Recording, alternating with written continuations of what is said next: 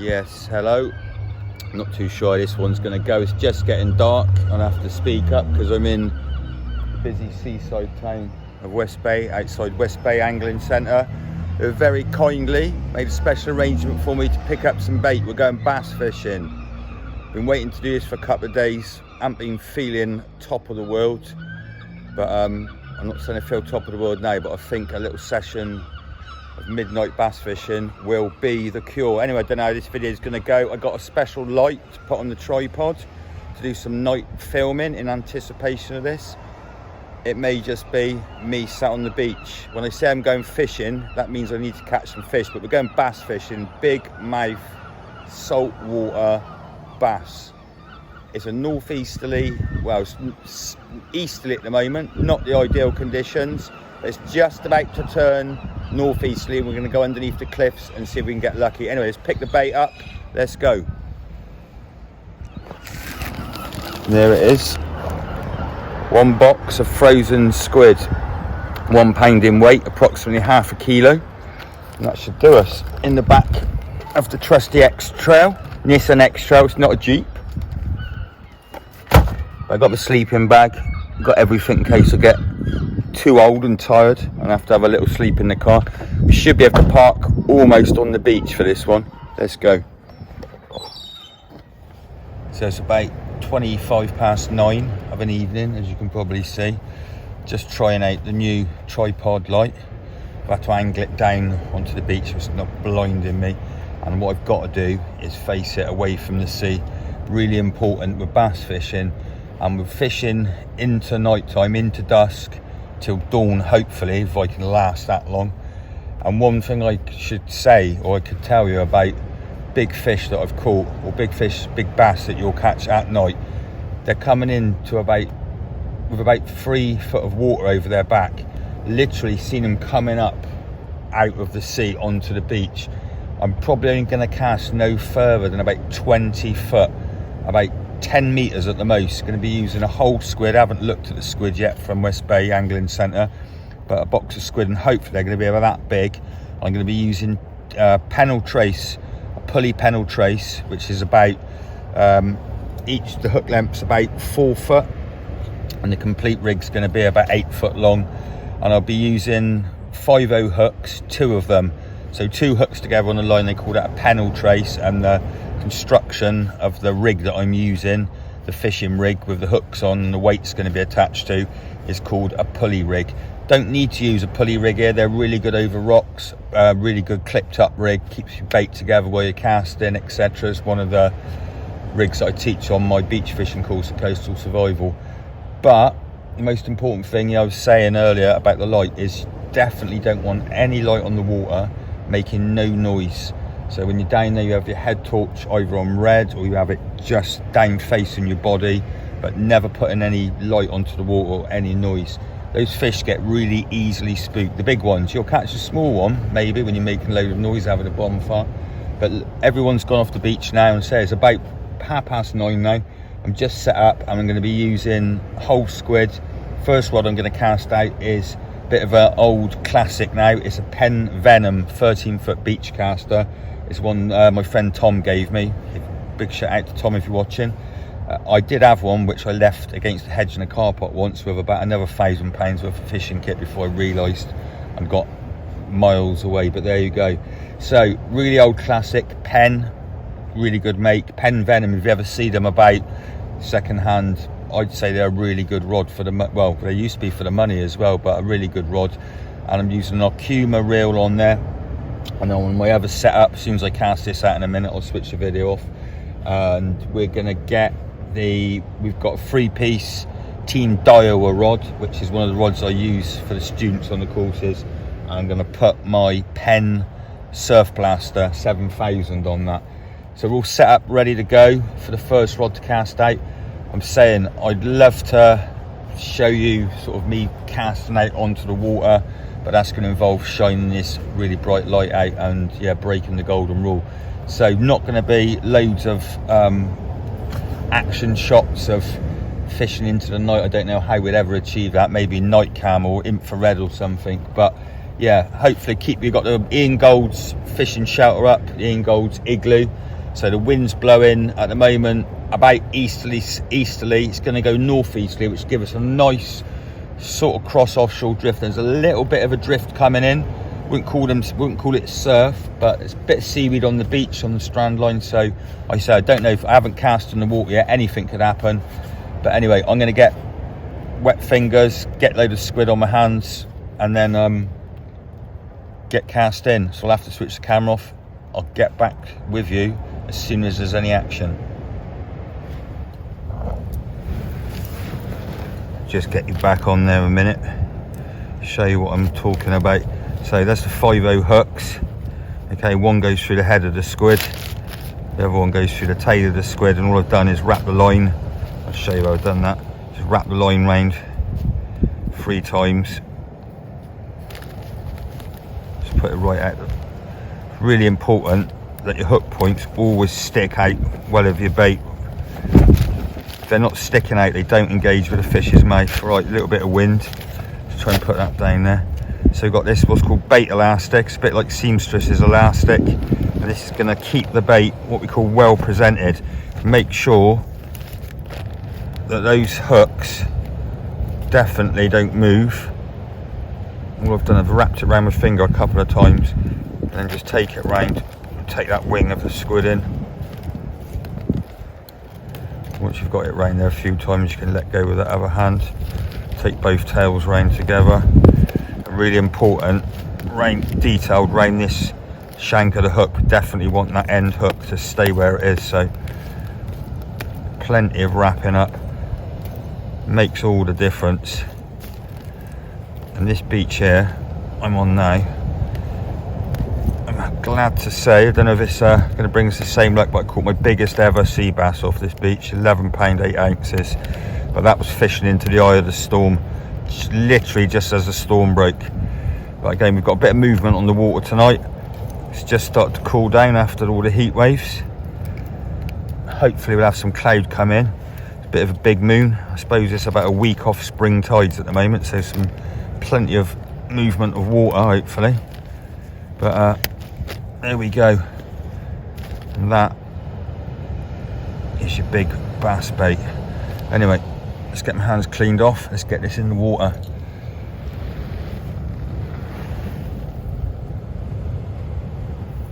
Don't know why that is, that the lights come on the back of the camera on the phone, even though I've got the other light on, which I don't really want because I don't want it to use the battery up. But it's just a case of sitting and waiting now. I've got both baits cast out. I put the other bait a bit further out, about 80 yards, and used some 2/0 hooks. A little bit smaller bait, about half the size, but the same style as the last one I just showed you. Thought I'd hedge me bets and get one out and one in sort of thing. But I've got no lights on the end of the rods, and how I'll know if I've hopefully got a bite is I've got what's called the clutch set, which is a little wheel on the front of a fixed spool reel, and you can turn that so you can set it to the breaking strain of the line. So basically, if I was holding on to the end of the fishing line and you were winding the handle with a clutch set, there'd be a point where when the clutch is tight, you'll be able to pull the line really easily, and then if you open the clutch just spins and no line will come out. So hopefully, if a fish gets hold of the bait, this is the theory, and it starts to run with it, it won't feel any resistance, so it won't know the bait's fixed to something. It just swim off with it with very little resistance, and I'll hear the noise of the reel as the clutch spins. It makes a clicking sound. And also, if there's weed in the water, seaweed in the water, and the line starts to fill up with weed, I'll hear that starting to click as well as the line sort of drags in the water with the weed on as the waves sort of come onto it. But it's pretty good conditions at the moment, maybe too nice to go fishing, but we'll see anyway. It's just what the doctor ordered, so stay tuned.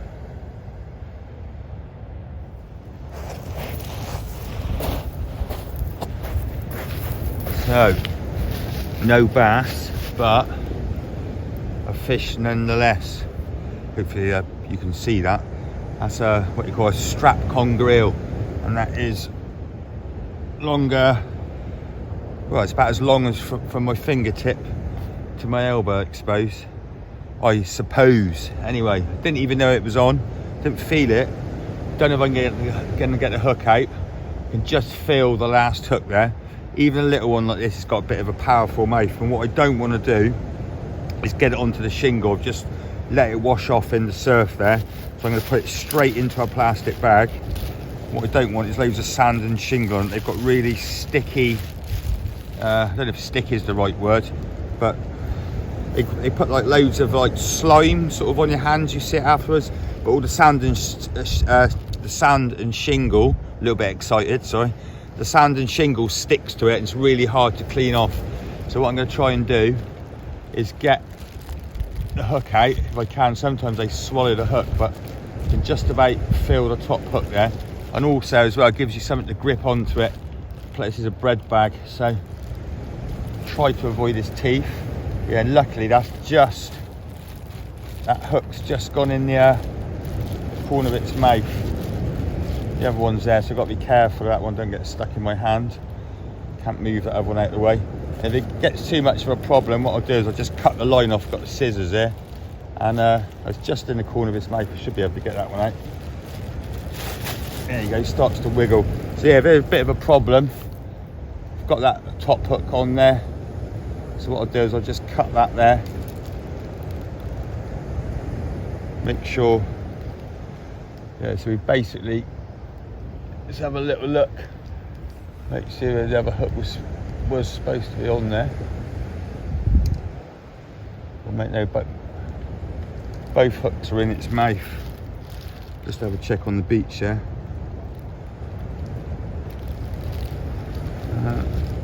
Both hooks in its mouth. Yeah, both hooks are in its mouth. Got one there and one there. So what I'll do is I'll put those in the bag, and then I'll just put some new hooks on this line. But not a massive conger, but they eat really well when they're this size. Yeah. Tom and Misty, I did promise the cats some fish tonight. And little Misty, she's only a kitten still. She's never seen a fish before. She didn't know what staying in and waiting for me to come back from fishing was, but in the morning she'll know. So anyway, hopefully we'll have a bass later or something different. So it's worth putting this ever rod out at distance. We got something, and I'll put it back out there now and check the bass bait inshore in a minute. It's been out there nearly now for about 3/4 of an hour, more. I mean, it was about just gone 9:30. It's just gone 10:15 now, so I'll check that one next, but I'll rebait this one and get this one back out before I bring the other one in. But I'll just dispatch this and then I'll say rebait and we'll keep going. Conger eel.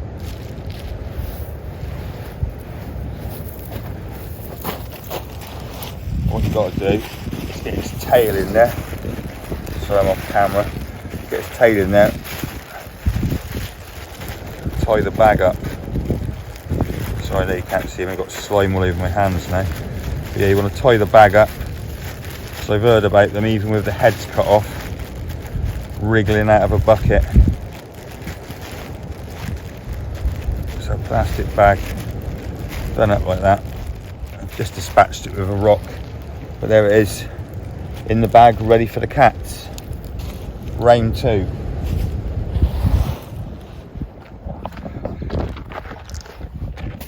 So that was that. Ended up going to the petrol station about 1:30 last night. It's only 5 minutes down the road. Ran out of food. Went and got myself a sausage roll and some donuts. And then had a little sleep, and then this morning, a dozen of these little beauties. So first light, dusk and dawn. When you obviously you catch mackerel, not obviously, but you catch mackerel in the daytime. But if the fish are thin on the ground, or you want to get the best chances, I always find personally do best at dusk and dawn, especially for the bass. Gave up with the bass fishing. Excuse me.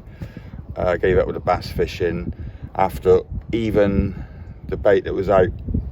Excuse me. Even the bait that was out about 10 foot off the shore, just completely eeled. Didn't catch any more eeled. Didn't catch any more conger eels, but the trace or the hook line was just absolutely spun up, twisted up. Most of them I just had to cut off and throw in the bin. But there you go, nice night. Really glad I came down. Don't get many evenings like this left, I'm sure, at the end of the year. And a couple of conger eels, for the cats, for Misty and Tom, and some mackerel now. And so little Misty, I'll try and get her on camera, shall I? See what she makes of her first fish. But anyway, thanks for watching. Stay tuned.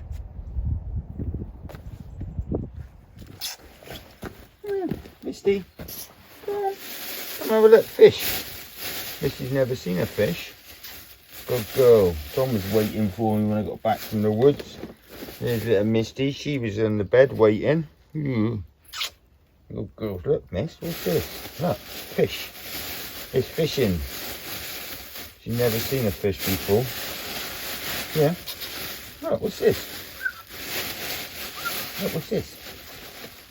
Look, Tom, Misty. What's this?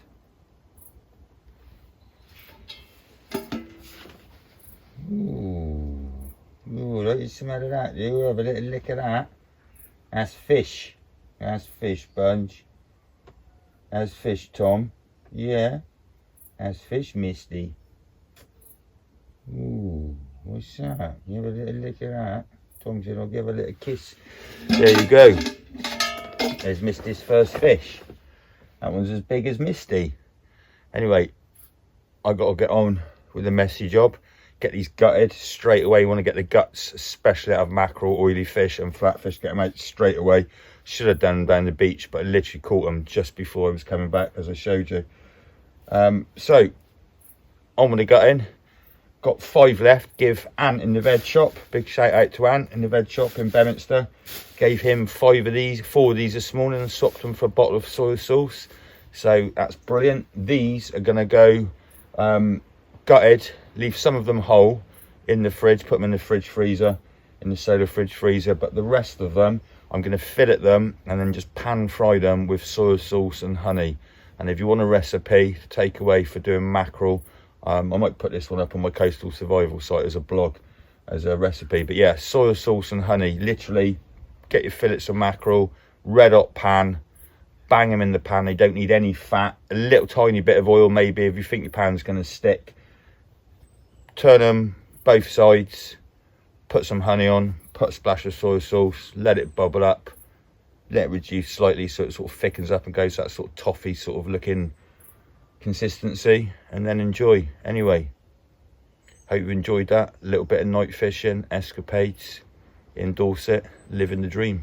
Stay tuned.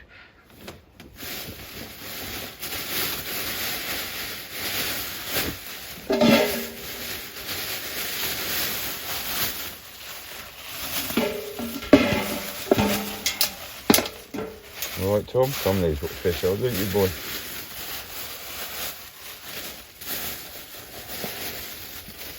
Bit of squid bait, some squid bait left over there as well. So I'm going to salt that, and that'll keep them, that'll get really tough, and I'll use that for long lining maybe.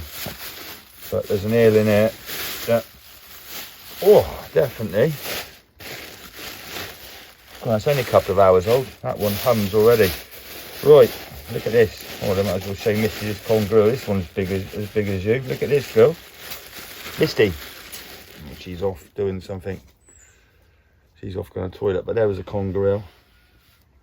That one wants gutting straight away as well. But we'll get them cleaned off now and get them gutted.